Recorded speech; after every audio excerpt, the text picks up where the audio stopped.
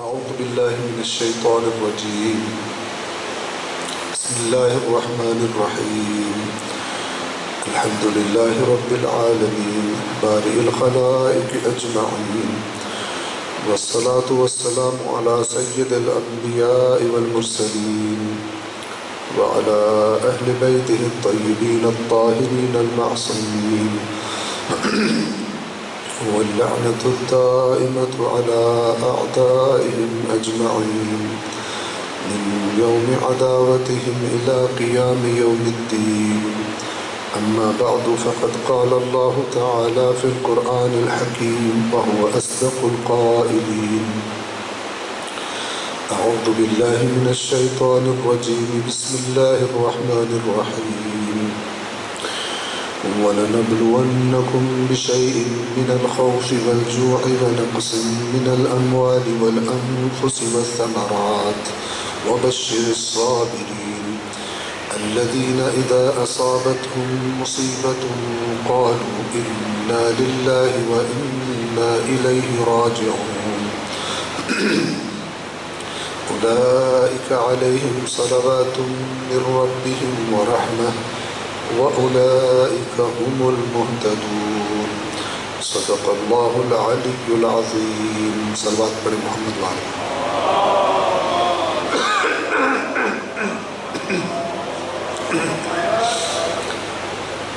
سورۃ البقرہ آیت نمبر 155، 156 اور 157. اللہ تبارک و تعالیٰ کا ارشاد کہ ہم حتماً تمہیں آزمائیں گے، کچھ خوف سے، بھوک سے، اور مال اور ساتھیوں اور ثمرات کی کمی سے تمہارا امتحان لیں گے، اور اے رسول ان آزمائشوں میں صبر کرنے والوں کو، استقامت کا مظاہرہ کرنے والوں کو خوشخبری سنا دیجیے. یہ وہ لوگ ہیں کہ جب ان پر کوئی مصیبت آن پڑتی ہے تو گھبراتے نہیں،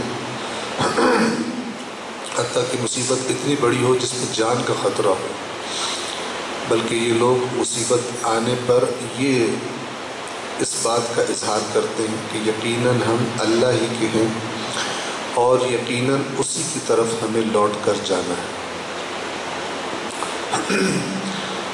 پھر اللہ فرماتا ہے کہ یہی وہ لوگ ہیں جن پر ان کے رب کی طرف سے درود و سلام اور رحمت ہے، اور یہی لوگ ہدایت یافتہ ہے، یہی لوگ سیدھے راستے پر. صلوات پڑھیں محمد وعلیہ.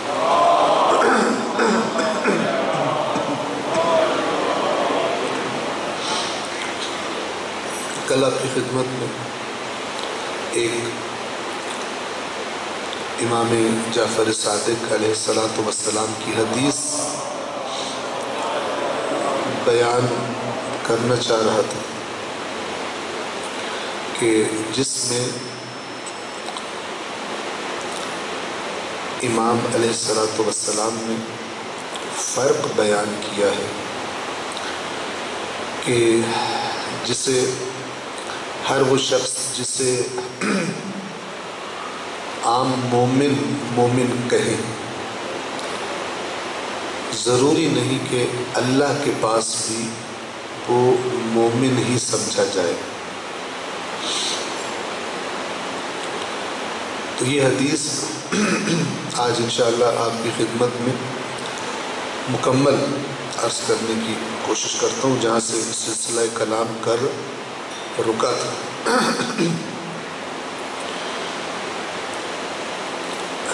یہ کتاب اصول کافی ہے، کتاب الایمان والکفر ہے، اور اس میں ایک باب ہے، باب فی ان الایمان مبثوث لجوارح البدن کلھا، کہ جو ایمان ہوتا ہے وہ بدن کے تمام جوارح میں تقسیم ہوتا ہے. جوارح اسے کہتے ہیں اعضاء بدن، ہاتھ ہے، پیر ہے، آنکھ ہے، کان ہے، ناک ہے.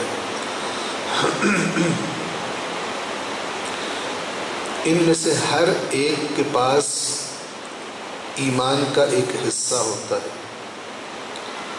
اور یہ کوئی بھی عضو انسان کے بدن کا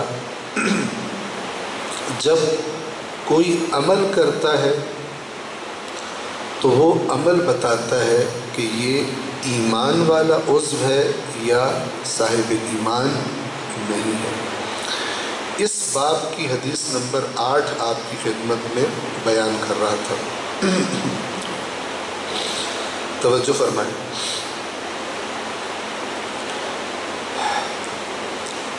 جہاں تک ہم نے بیان کر دیا تھا وہ یہ تھی کہ ایک شخص نے امام سے مرجئہ فرقے کے بارے میں سوال کیا کہ وہ لوگ اپنے عقیدے کی دلیل یہ پیش کرتے ہیں کہ جس طرح کوئی شخص جسے ہم کافر سمجھتے ہیں، اور ہم کافر کسے سمجھتے ہیں؟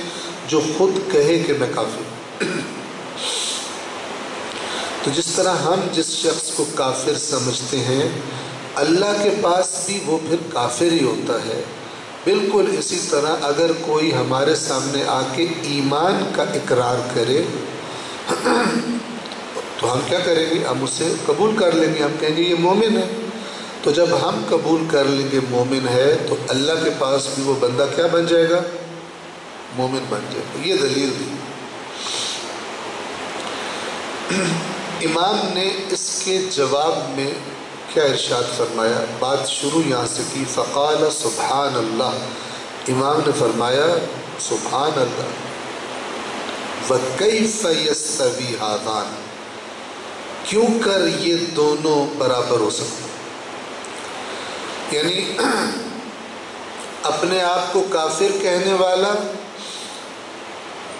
اللہ کے پاس کافر ہو جائے گا، اور اپنے آپ کو مومن کہنے والا بھی اللہ کے پاس کیا ہو جائے گا؟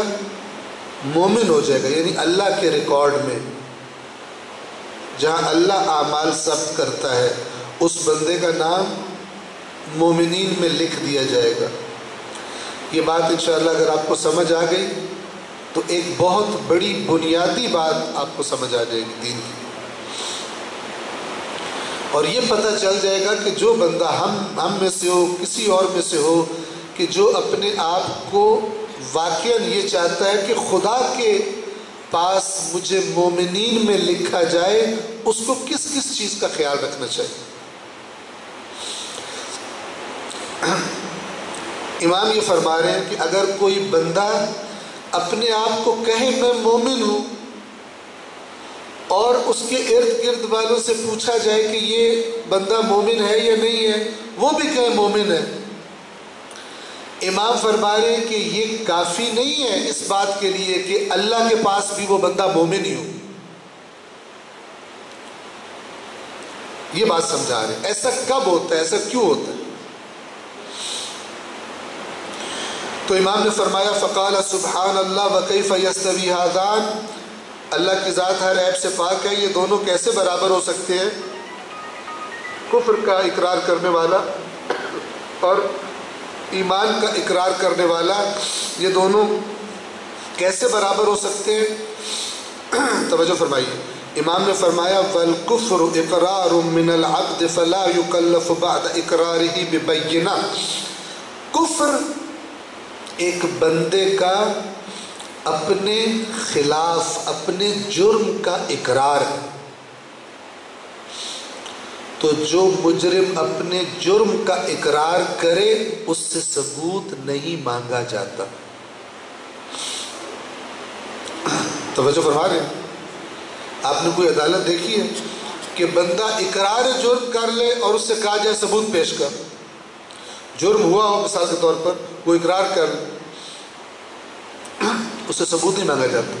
ہاں اگر کسی پر الزام ہو جرم کا اور وہ کہے میں مجرم نہیں ہوں، اس سے ثبوت مانگا جاتا ہے، مثال کے طور پر کہ تو اپنی بریت دے، کیسے تو نہیں۔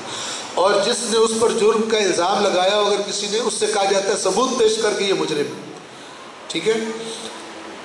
فارمولہ کیا ہے؟ عام عدالتوں میں انسان کیا کرتے ہیں کہ اگر کوئی انسان اپنے خلاف کسی چیز کا اقرار کرے ثبوت نہیں مانگا جاتا، لیکن اپنے فائدے کے کسی چیز کا دعویٰ کرے اس سے کہا جاتا ہے کہ ثبوت پیش کرو۔ امام اس کو بنیاد بنا رہے ہیں۔ فرمایا کہ جب جو کفر ہے وہ بندے کی طرف سے اقرار ہے اپنے جرم کا، تو جو اقرار کر لے اس اقرار کے بعد اس سے ثبوت بینہ نہیں مانگا جاتا، جبکہ والایمان دعوی، جبکہ ایمان ایک دعویٰ ہے، ایک بہت بڑا دعویٰ، بہت سارے فوائد حاصل کرنے کا دعویٰ۔ یعنی جب بندہ کہہ رہا ہے میں مومن ہوں، تو وہ جتنی چیزیں جو قرآن و حدیث میں مومن کے لیے آئی ہیں، جنت مومن کے لیے ہے، فرشتے مومن کے خدمت گزار ہیں، وغیرہ وغیرہ وغیرہ، یہ سب کچھ اس کا وہ دعویٰ کر رہا ہوتا ہے۔ تو اس دعوے کے لیے اللہ کو ثبوت چاہیے، یہ امام فرما رہے ہیں۔ اور آپ دیکھیے کس قدر خوبصورت انداز میں اس بات کی وضاحت فرما رہے ہیں، ایک ایسی بات، ایک ایسا تصور کہ جو عین قرآن، بالکل وہی بات ہے جو قرآن کہتا ہے۔ اصل اور جعلی ایمان کا دعویٰ کرنے والوں میں تفریق کرتا ہے۔ تو امام نے فرمایا والایمان دعوی، جبکہ ایمان ایک ایسا دعویٰ ہے کہ جو لا تجوز الا ببینۃ، جو ثابت ہی نہیں ہوتا جب تک اس دعوے کی صداقت کا ثبوت نہ پیش کیا جائے۔ ثبوت کس کے پاس پیش کرنا ہے؟ ثبوت اللہ کے پاس پیش کرنا ہے۔ دو مقامات ہیں، ایک ہے بندوں کا کسی بندے کو مومن سمجھنا، اور دوسرا مقام کون سا ہے؟ اللہ کا کسی بندے کو مومن قرار دینا۔ فرق ہے۔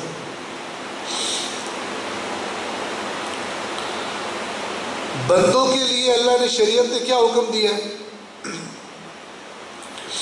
بندوں کے لیے یہ حکم ہے کہ جو تمہارے سامنے آئے اور کلمہ توحید پڑھ لے، اس کے کلمہ پڑھنے کے بعد تم نے اس کو مسلمان قرار دینا ہے،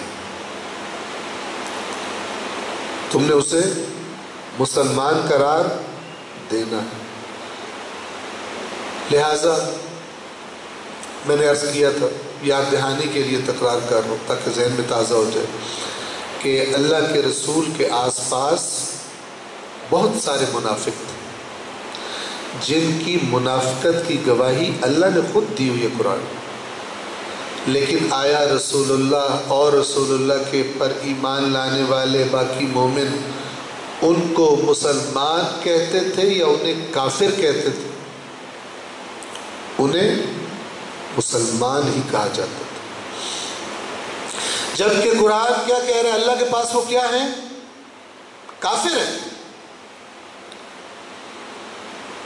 لہٰذا ایک انسان کہے میں مومن ہوں، اس کے آس پاس والے کہیں کہ یہ مومن ہے، اس پر انسان کو خوش نہیں ہونا چاہیے، امام یہ سمجھانا چاہتے ہیں، بلکہ اس کو اس بات میں فکر مند ہونا چاہیے کہ وہ کون سی چیزیں ہیں کہ جو میرے اندر موجود ہوں تاکہ اللہ تبارک و تعالی مجھے مومن قرار دے دے۔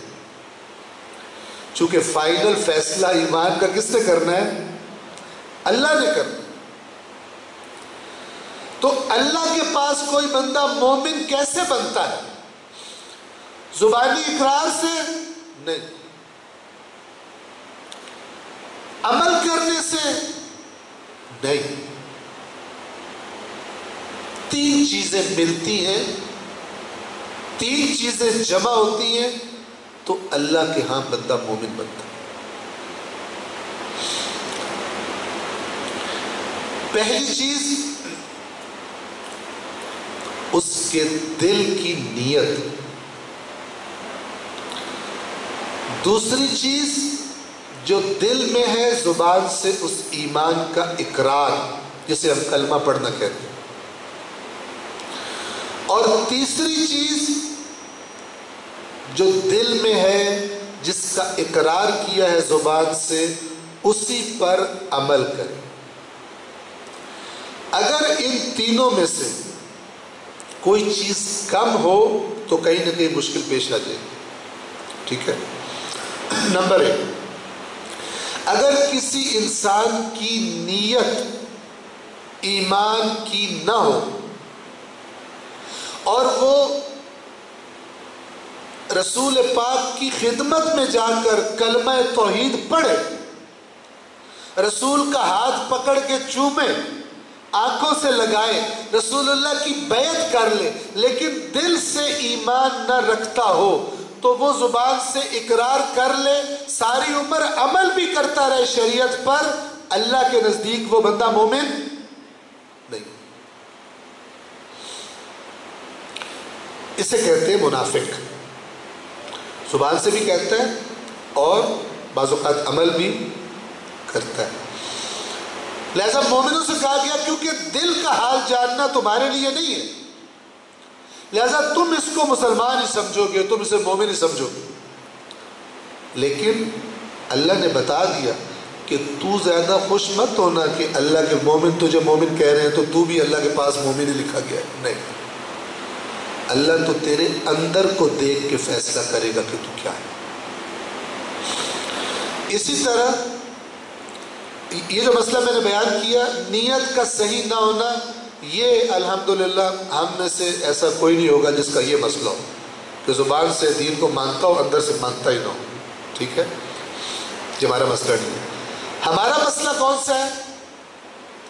دل سے ہم ایمان بھی رکھتے ہیں اور زبان سے اقرار بھی کرتے ہیں، مار کہاں پر کھاتے ہیں؟ عمل میں مار کھاتے ہیں۔ اب یہ چیز ذرا ذہن میں رکھیے، میں اس حدیث کو جلدی تمام کرنے کی کوشش کروں۔ امام نے فرمایا ایمان دعویٰ ہے جو ثبوت کے بغیر، لا تجوز الا ببینۃ، ثبوت کے بغیر دعویٰ ثابت نہیں ہوتا، وبینۃ، اور دعوی ایمان کا ثبوت کیا ہے؟ عملہ ونیتہ، دعوی ایمان کرنے والے کے دعوے کی صداقت کا ثبوت دو ہے، ایک اس کی نیت اور دوسرا اس کا عمل، ایک اس کی نیت اور دوسرا اس کا عمل۔ فَإِذَا اتَّفَقَا، جب یہ دونوں چیزیں آپس میں متفق ہو، یعنی جو دعویٰ کیا تھا نیت دل کے اندر بھی وہی ہو اور عمل بھی گواہی دے رہا ہو کہ جو دعویٰ کر رہے عمل اس کے مطابق ہے، جب یہ دونوں چیزیں متفق ہو جائیں، توجہ کیجئے گا، امام فرما رہے ہیں فَالْعَبْدُ عِنْدَ اللَّهِ مُؤْمِنٌ، تب جا کے بندہ اللہ کے پاس مومن بنتا ہے،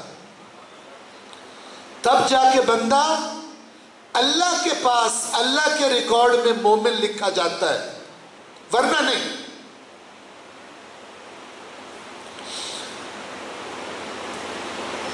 پھر اگلی بات کی وضاحت کی، بس ایمان کے لیے تین چیزیں، نیت، اقرار یعنی زبان سے بولنا اور عمل۔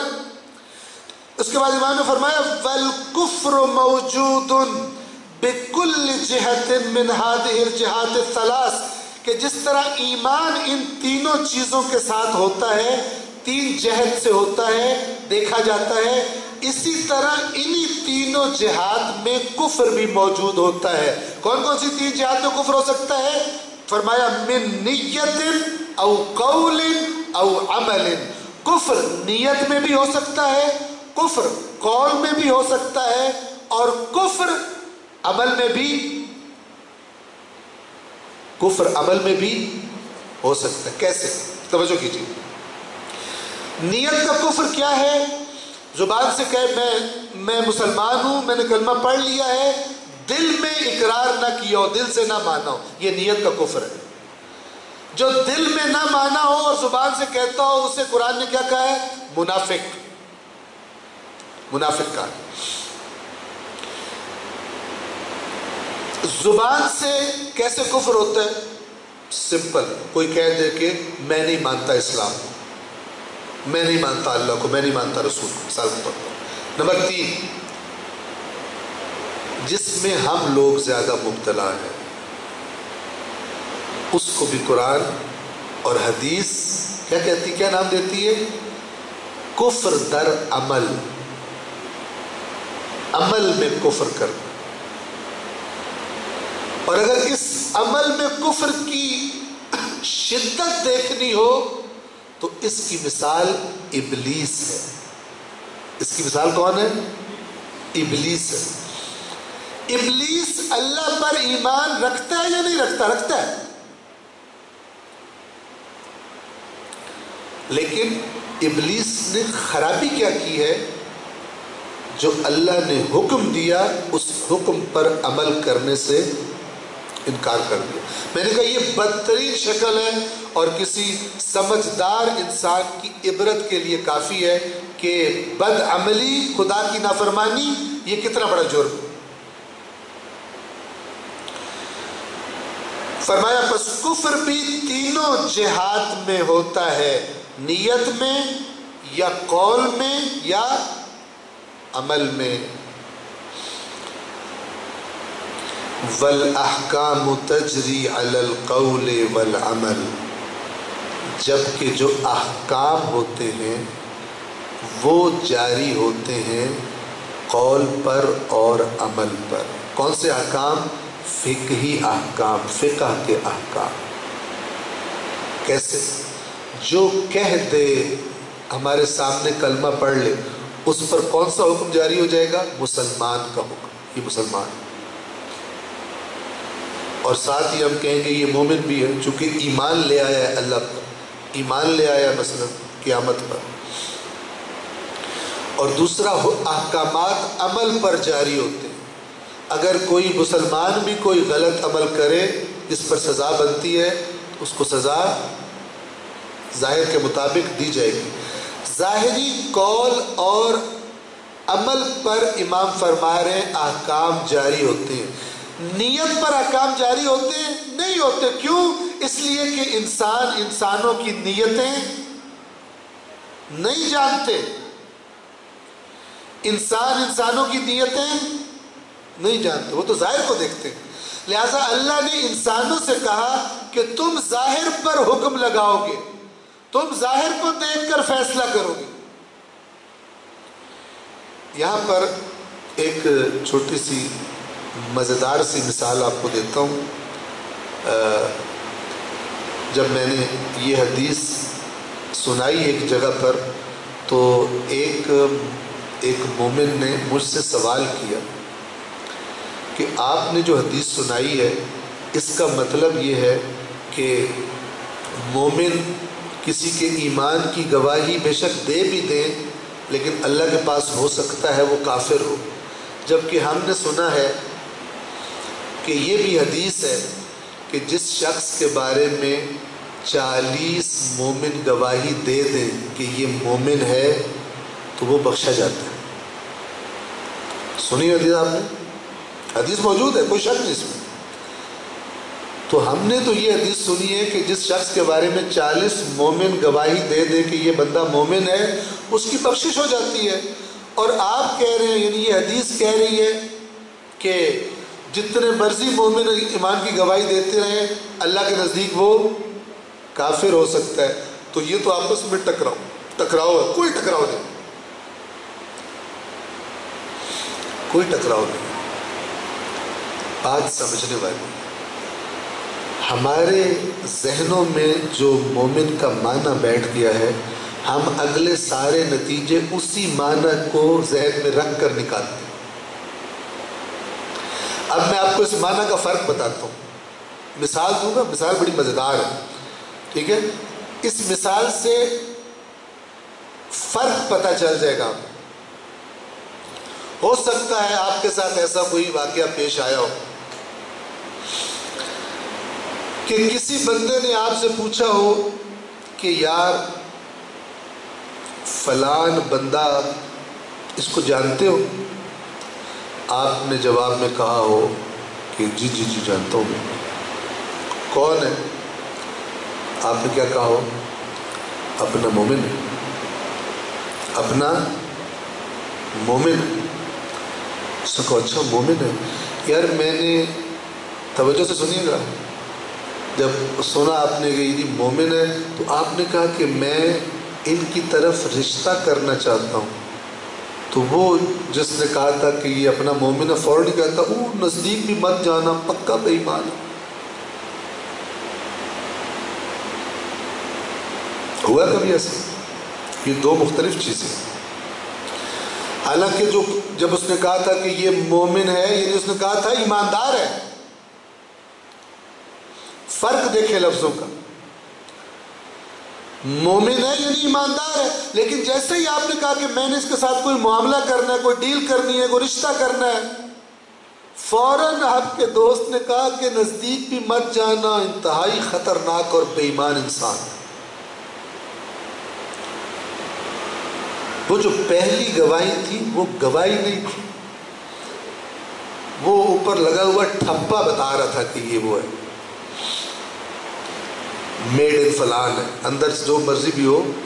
لیکن جب اس کو پتہ چلا نا کہ آپ اس کے دوست ہیں اور اس سے کوئی ڈیلنگ کچھ کرنا چاہتے ہیں، کوئی رشتہ بنانا چاہتے ہیں، کوئی معاملہ کرنا چاہتے ہیں، تو جو اس کے لفظ منہ سے نکلے ہیں، اس بندے کی شخصیت کو جو وہ جانتا ہے، اس کی گواہی اس نے دوسری گواہی میں دی ہے، جو آپ سے کہا ہے کہ اس کے نزدیک بھی نہ جانا، بڑا بے ایمان ہے۔ یہ جو دوسری گواہی ہے یہ ایکچول گواہی، یہ آپ کے کسی انسان کے اعمال، اس کا کردار دیکھ کر اس کے آس پاس والے جو گواہی دیتے ہیں، وہ گواہی مراد ہے کہ جب انسان کوئی مرتا ہے، 40 مومن اگر ایسے موجود ہوں، سمجھیں حدیث کو، 40 مومن اس کے جاننے والے، جب ان سے پوچھا جائے کہ یہ بندہ کیسا تھا، اور وہ کہیں کہ اللہ کا نیک بندہ تھا، اس کی نیکی کی گواہی دے، تو یہ گواہی ثبوت ہے کہ بندہ بخشا گیا۔ وہ پہلی والی نہیں کہ اپنا مومن ہی تھا جو ہوا، وہ پہلی والی نہیں، وہ آپ کے عمل سے گواہی نہیں ملی مومنوں کو، وہ آپ کے جس گھر میں پیدائش ہوئی ہے وہاں سے گواہی دے رہے ہیں۔ توجہ فرما رہے ہیں؟ یہ دو الگ الگ چیزیں ہیں۔ اسی لیے اب آگے دیکھیے حدیث میں امام کیا فرما رہے ہیں؟ امام فرما رہے ہیں کہ کفر نیت میں بھی ہوتا ہے، قول میں بھی ہوتا ہے، عمل میں بھی ہوتا ہے، اور احکام قول اور عمل پر جاری کیے جاتے ہیں۔ ظاہری قول دیکھا جاتا ہے، عمل دیکھا جاتا ہے، اور اس پر احکام جاری کیے جاتے ہیں۔ اب سنیے، فما اکثر، یہ تعجب ہے، بہت خطرناک بات ہے، توجہ سے سنیں۔ فما اکثر یعنی تو امام فرما رہے ہیں کتنے زیادہ لوگ ایسے ہیں، کتنے کثیر تعداد میں لوگ ایسے ہیں کہ من یشہد لہ المؤمنون بالایمان، کہ جس کے بارے میں مومنین ایمان کی گواہی دیتے ہیں، یعنی مومنوں سے جا کر پوچھ یہ کون ہے تو وہ کہتے ہیں یہ مومن ہے۔ وَيَجْرِي عَلَيْهِ أَحْكَامُ الْمُؤْمِنِينَ، اور نہ صرف اس کے مومن ہونے کی گواہی دیتے ہیں بلکہ مومنوں کے احکام بھی جاری کرتے ہیں، اپنی محفلوں میں آنے دیتے ہیں، اس کو مومن سمجھتے ہیں، جیسے باقیوں کے ساتھ ڈیل کرتے ہیں اس کے ساتھ بھی ڈیل کرتے ہیں۔ اس سب کے باوجود وَهُوَ عِنْدَ اللَّهِ كَافِرٌ، جبکہ وہ بندہ جس پر مومنین مومن کی گواہی دے رہے تھے اللہ کے پاس کافر ہوتا ہے، اللہ کے پاس کافر ہوتا ہے۔ کیوں کافر ہوتا ہے؟ وضاحت کر دی، کیونکہ مومن ظاہر دیکھ رہے ہوتے ہیں اور اللہ باطن دیکھ رہا ہوتا ہے۔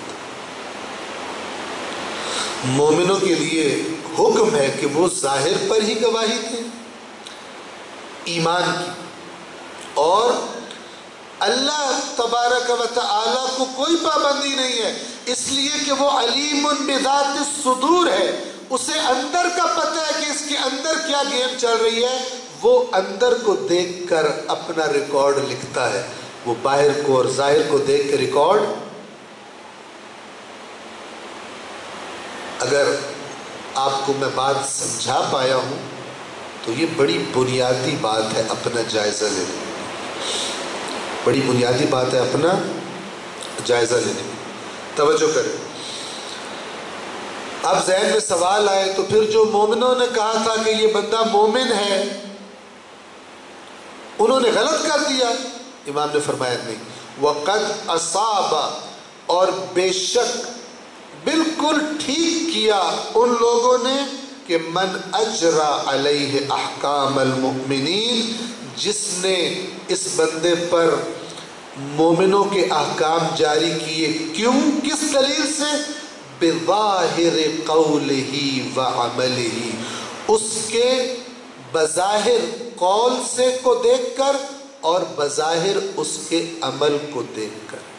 جس نے اس کے ایمان کی گواہی دی ہے اس نے بھی کوئی غلط کام نہیں کیا، اس نے بالکل ٹھیک کام کیا ہے۔ صلوات پڑھیں محمد والے۔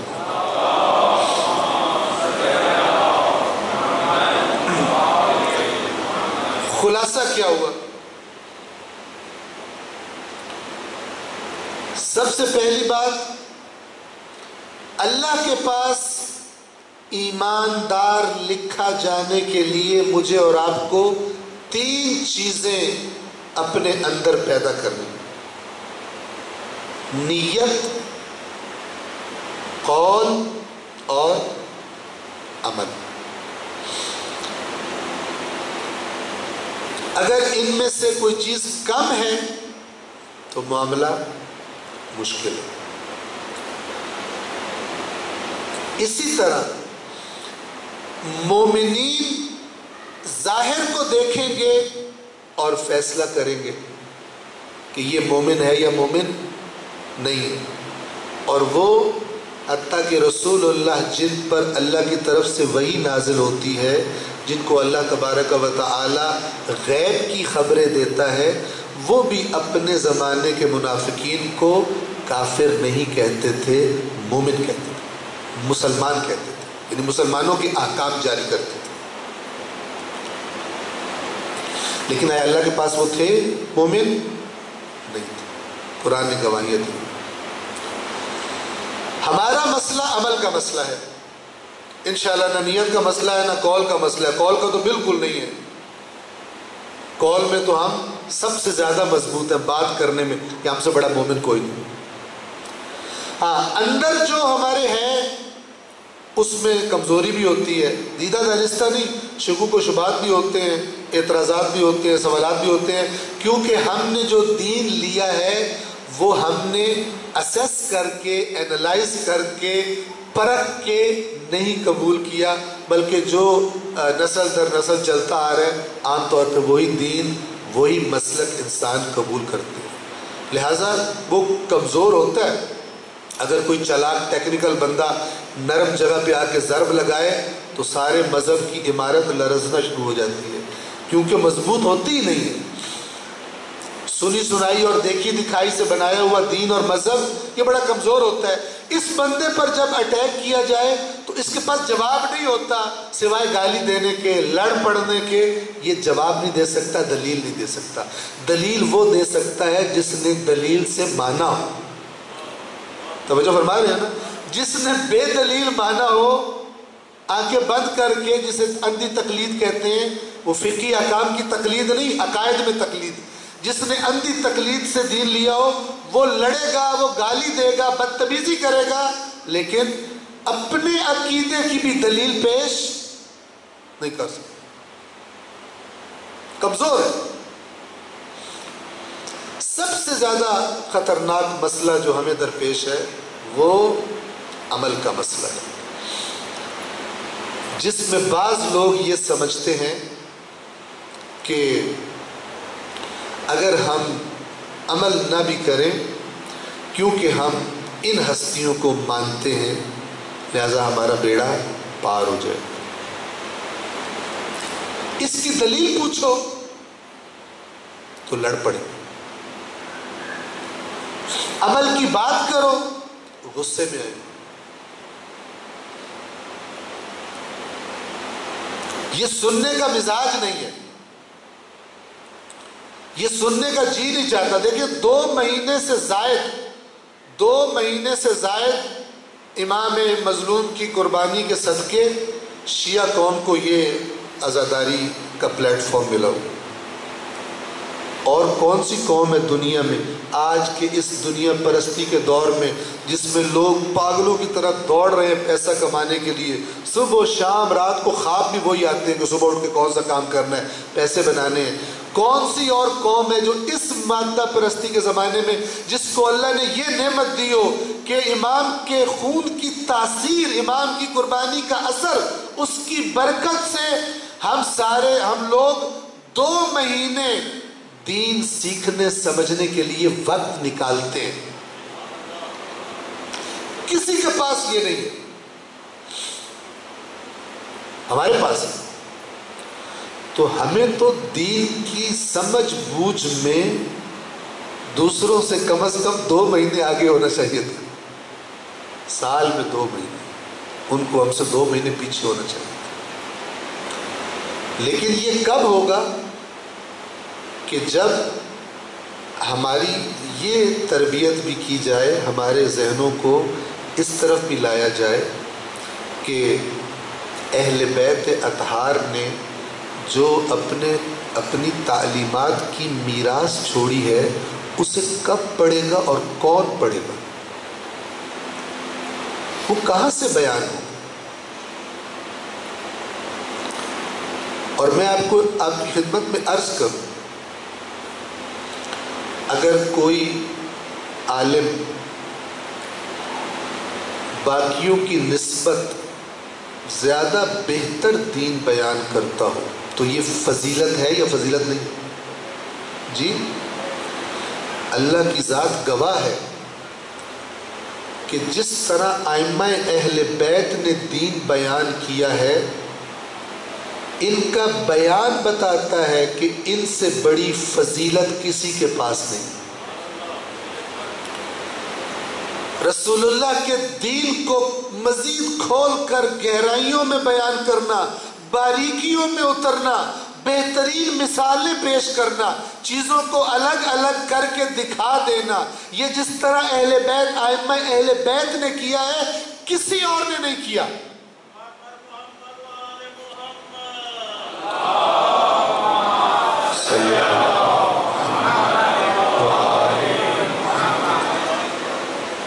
ہماری مشکل کیا بنی؟ ہماری مشکل یہ بن گئی ہے کہ ہم جب ان کی تعلیمات سنتے ہیں ہمیں ان کی لگتا ہے کہ نہیں، یہ ان کے فضائل نہیں پڑھے جا رہے. ہمارے ذہنوں میں ایک پرزہ غلط فٹ کر دیا گیا، ہمارے ذہنوں میں ایک پرزہ غلط فٹ کر دیا گیا. اس کی اپنی ایک جڑ ہے، ورنہ خدا مند عالم جانتا ہے جو ان کے مقامات ہیں، جو ان کے درجات ہیں، جو خدا نے ان کو عطا کیے ہیں. البتہ وہ والے جھوٹے نہیں کہ ان کو اللہ کے برابر ہی کر دو اور اللہ کو آہستہ آہستہ ریٹائر ہی کر دو، وہ تو کفر و شرک ہے، وہ باطل ہے. لیکن وہ حقیقی چیزیں جو خدا نے ان کو عطا کی ہیں، انہی میں سے ایک اہم ترین چیز دین کا علم ہے جو وہ رسول اللہ سے سیکھ کر لوگوں کو بیان کرتے ہیں.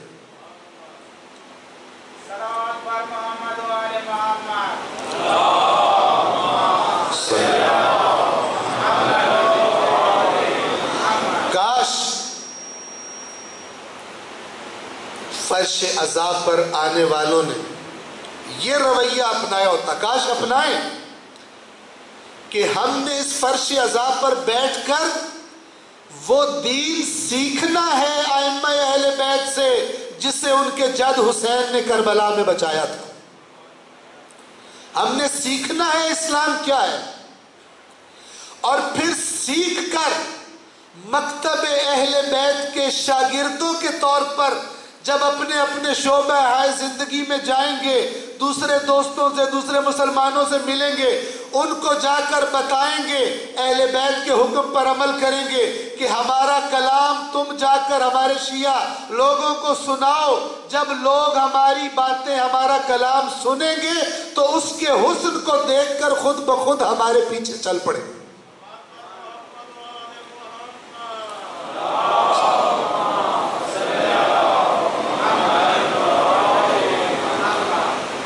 لیکن ہم کس نیت سے آتے ہیں؟ زیادہ تر سب نے بخشش کا ذریعہ ہے، دعاؤں کی قبولیت کا ذریعہ ہے، مشکلات کے حل کا ذریعہ ہے۔ اب زیادہ تر ہماری دعائیں بھی یہی ہوتی ہیں۔ ائمہ کی دعائیں یوں نہیں ہوتی، ائمہ کی دعائیں بڑی اونچی ہیں، ہماری پرواز بہت نیچی ہے۔ اگر ہم ائمہ کے فرامین کو سیکھ کر اور لوگوں کو بتاتے ہوتے جا کر، تو شاید ہمارے معاشرے کی شکل یہ نہ ہوتی جو ہم دیکھ رہے ہیں۔ ابھی لوگوں کو جو مخالفت کر رہے ہیں، ان میں سے وہ کچھ تو ہوتے ہیں نا جو خناس ہوتے ہیں، خناسی کے لیڈر ہوتے ہیں، ان کی بات الگ ہے، لیکن عوام الناس خدا جانتا ہے کہ اہل بیت سے محبت رکھتے ہیں، عقیدت رکھتے ہیں، لیکن جو حدیث کا ذخیرہ ان کے پاس پہنچا ہے اس میں ائمہ اہل بیت کے فرامین نہیں پہنچے ان تک، تو پھر کس کی ذمہ داری ہے ان تک پہنچائے؟ اس کی ذمہ داری ہے جو اپنے آپ کو اہل بیت سے منسوب کرتا ہے، اور کس کی ذمہ داری؟ یہ ذمہ داری ہم کب ادا کر سکتے ہیں کہ جب پہلے ہمارے دلوں میں خواہش تو ہو کہ ہم وہ فرامین جانیں، ہم اسلام جس طرح ہمارے ائمہ نے بیان کیا ہے ہم اس کو جانیں، سیکھیں، یاد کریں، اور پھر جب اپنے دفتر میں جائیں کہیں بیٹھے ہوں تو پھر کوئی نہ کوئی فرمان آنے جانے والوں کو ہر روز ہم بھی سنا دیا کریں۔ یہ ہے اصل تشیع، یہ ہے ائمہ کے فرامین پر عمل کہ ہماری باتیں لوگوں کو بتاؤ، تم بتاؤ، کون بتائے گا؟ تم نہیں بتاؤ گے۔ لیکن ہم نے بجائے ائمہ کے فرامین دوسروں تک پہنچانے کے کچھ اور چیزیں پہنچانی شروع کر دی، کچھ اور چیزیں پہنچانی شروع کر دی ہیں، اور بجائے قریب لانے کے لوگوں کی دوری کا سبب بنتے ہیں۔ ہم سب ذمہ دار ہیں، خداوند عالم اس بات پر گواہ ہے کہ اگر اس دنیا کے تمام انسانوں کو دیکھا جائے تو دین کے معاملے میں سب سے زیادہ ذمہ دار وہ افراد ہیں جو کہتے ہیں ہم دین محمد و آل محمد سے سیکھتے ہیں، اس لیے کہ اصل دین انہوں نے سکھایا ہے۔ تو جو اصل دین والا ہوتا ہے وہ سب سے بڑا ذمہ دار ہے کہ اس دین کو انسانیت تک، بشریت تک پہنچائے، چونکہ یہ دین وہ دین نہیں ہے جو یہودیوں نے تحریف کر کے بنا لیا کہ جو یہودی ہے دوسرا کوئی یہودی نہیں ہو سکتا۔ پیدائشی یہودی ٹھیک ہے، اگر کوئی دوسرا یہودی ہو بھی تو اس کو وہ اصلی یہودی نہیں مانتے، وہ قوم پرست ہے، لہذا وہ تبلیغ بھی نہیں کرتے لوگوں کو یہودی بنانے کے لیے۔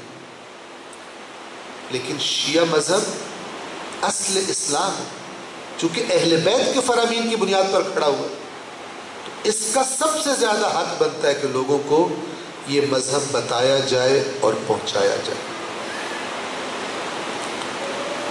اور کربلا اسی سلسلے کی کڑی، وہ اصل دین خطرے میں تھا، ورنہ بظاہر تو دین پر عمل ہو رہا تھا، بظاہر نمازیں پڑھی جا رہی تھی، باقی احکامات پر مسلمان عمل کر رہے تھے۔ وہ کون سا دین خطرے میں تھا جس کی وجہ سے حسین نے مدینہ چھوڑا؟ وہ کون سی مشکل تھی اسلام پر؟ اور مشکل بھی اتنی بڑی کہ جس کی قیمت جتنی بھی زیادہ ادا کرنی پڑے نواسہ رسول ادا کرنے کو تیار ہے۔ وہ کون سا دین؟ وہ کون سا دین تھا؟ وہ اہل بیت کے فرامین کی میراث کی شکل میں ہم تک پہنچا۔ سید سجاد اور بی بی زینب عالیہ، انہوں نے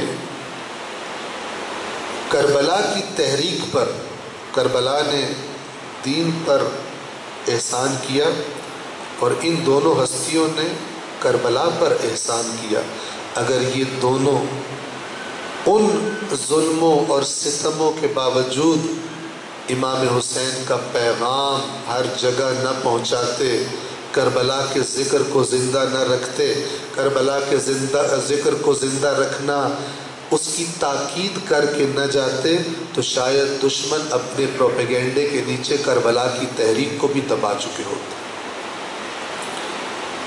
لیکن بی بی نے جو جملے بولے تھے یزید کے سامنے، علی کی بیٹی نے، آپ علماء سے جملے سنتے ہیں، جب یزید نے جسارت کی تو علی کی بیٹی نے فرمایا، یا یزید، اے یزید، کد کئی تک، جتنی چالیں چلنا چاہتا ہے چل۔ یقین دیکھیں بی بی، استقامت دیکھیں بی بی۔ میں نے عرض کیا تھا جب کوفہ کے دربار میں پیش ہوئی بڑی تھکی ہوئی تھی، جب شام کے دربار میں، یزید کے دربار میں اسیروں کو پیش کیا گیا اور زیادہ تھکی، ایک اور لمبا سفر کر کے آئی تھی۔ لیکن جہاں پر وہ موقع آتا تھا جہاں دین کے دفاع کے لیے بات کرنی ہوتی تھی، علی کی بیٹی خاموش نہیں رہتی تھی۔ فرمایا، یا یزید کد گئی تک، اپنی جتنی چالیں چلنا چاہتا ہے چل لے، وسع سعیک، اور جتنی کوشش کرنا چاہتا ہے کر سکتا ہے کر لے، وانصب جہدک، اور اپنا سارا زور لگا لے، نہ تو ہماری وحی کو ختم کر سکتا ہے اور نہ جو اللہ نے ہمیں مقام دیا ہے تو اس کو کم کر سکتا ہے۔ زندہ مردہ مردہ۔